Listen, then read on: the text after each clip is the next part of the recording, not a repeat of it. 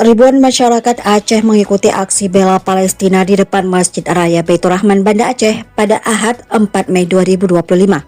Dalam aksi tersebut, massa mendesak Presiden Prabowo Subianto agar mengambil peran aktif dalam membantu rakyat Palestina. Humas Aksi Bela Palestina Wan Ummah Firza Kutaraja dalam orasinya mengatakan, mereka berharap sebagai negeri muslim terbesar semestinya Presiden Prabowo mengambil langkah dalam menggerakkan negara muslim lain. Menurutnya, pengiriman tentara dari negara-negara muslim sangat diperlukan untuk menyelamatkan rakyat di jalur Gaza. Dia mengatakan pembebasan Palestina tidak akan mungkin terjadi tanpa kekuatan militer dari dunia Islam. Ia menilai perlu adanya mobilisasi tentara muslim guna mengusir Israel dari wilayah Palestina, membebaskan Masjid Al-Aqsa, dan merebut kembali seluruh tanah Palestina.